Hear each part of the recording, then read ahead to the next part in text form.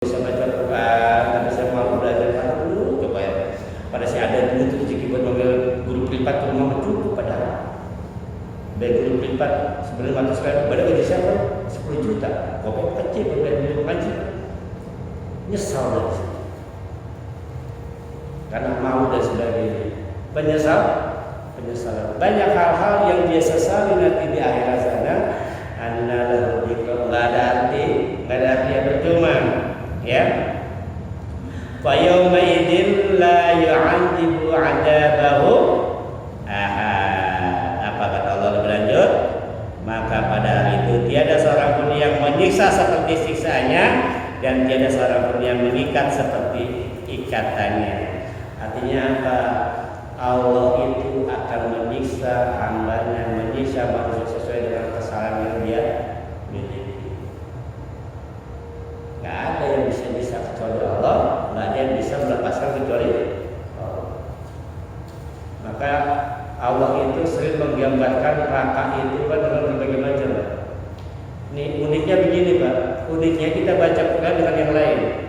Baca Quran itu kalau kita baca Quran pertama, kemudian baca lagi kedua kalinya, maka pemahamannya akan nambah. Pemahamannya akan nambah. Dia baca lagi makin nambah, baca lagi makin nambah.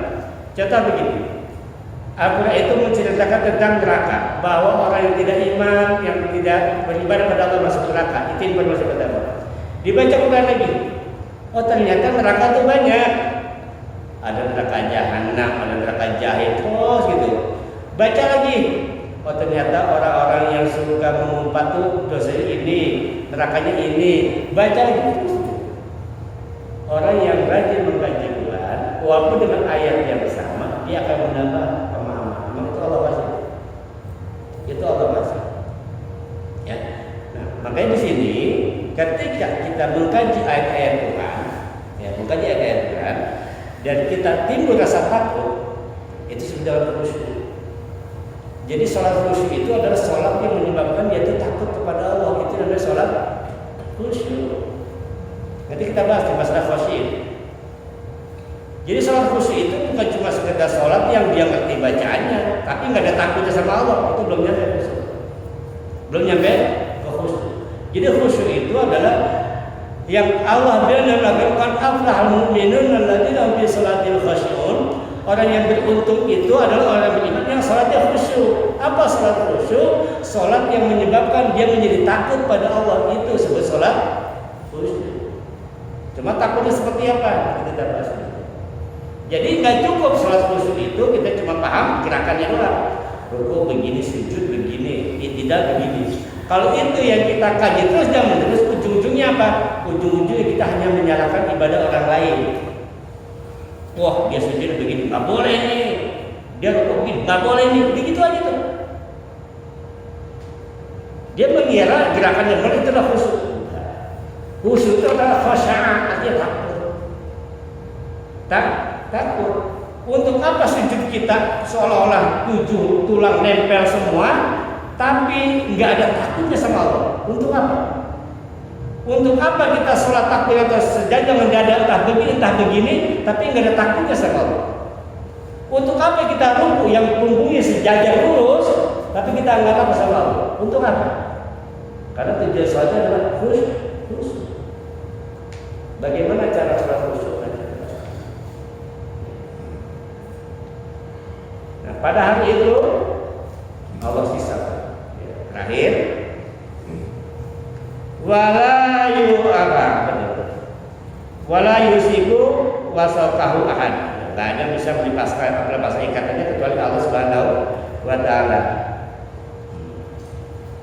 Ya ayyatuhan nafsul mutmainnah. Nah, beda dengan orang-orang yang apa? Orang-orang yang ketika Allah uji dengan kekayaan dia tenang.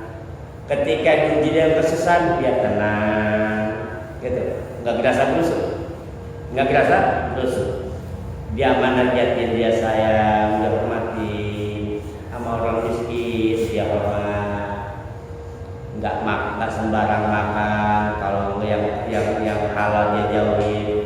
yang hal yang subah tadi dia dijauhi, ya. Kemudian sama harta dia nggak terlalu gila-gila. Kenapa? Dia sadar bahwa itu cuma titipan, harta itu cuma titipan, juga Allah ambil lagi, makanya dia nggak pegang harta. Nah orang yang kayak gitu, berarti dia sudah selesai dengan hidupnya.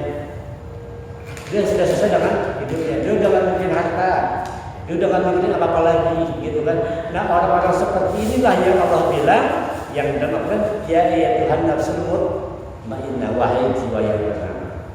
Nah, ulama tafsir berbeda pendapat kalimat ini. Ada yang bilang kalimat ini diucapkan nanti di akhirat ketika orang akan masuk surga. Ada yang bilang kalimat ini disampaikan oleh Allah Subhanahu wa taala ketika dia sedang sakaratul maut, sedang meninggal dunia. Wahai jiwa yang tenang. Dan diceritakan sebuah riwayat Ibnu Abbas ketika meninggal dunia dimasukkan ke dalam liang lahat kuburan. Nah, ketika masuk ke liang lahat itu ada suatu ini Ibnu Abbas, Abdullah bin Abbas yang kata Rasulullah apa? Orang yang paling pandai Al-Quran. Ketika meninggal dunia dimasukkan ke liang lahat, tiba-tiba ada suara. Apa suaranya yang keluar? Ya ayyatuhan nafsul mutmainnah, irji'i ila rabbiki radiyatan mardiyah, fadkhuli fi ibadi wa jannati. Inilah tujuan akhir manusia. Tujuan akhir manusia begini, ayat-ayat ini. Tujuan akhir manusia adalah dia ingin disambut oleh Allah dengan ketenangan, jiwa-jiwa yang tenang, nafsu mutmainnah. Kita harus paham nafsu ada tiga, ada ammarah, lawwamah, mutmainnah. Wahai jiwa-jiwa yang tenang, yang udah nggak lagi pusing dengan urusan dunia. Irji'i ila rabbiki radiyatan mardiyah. Kembalilah kamu ke Tuhanmu radiyatan mardiyah. Allah ridha kepada kamu, kamu pun ridha kepada Allah. Ini yang susah. Ini yang susah. Kita bisa terima apapun yang kita alami, kita bisa terima kelaparan kita bisa terima ibadah siang malam, kita ridha kepada Allah. Namun gimana Allah ridha sama kita, itu yang susah. Yang kita cari adalah dalam hidup ini, kita ibadah menjalani hidup ini apa? Allah ridha, itu doang. Makanya keridhaan itu harus dipinta. Kenapa? Karena keridhaan itu sesuatu yang sifatnya pemberian, bukan hasil usaha kita.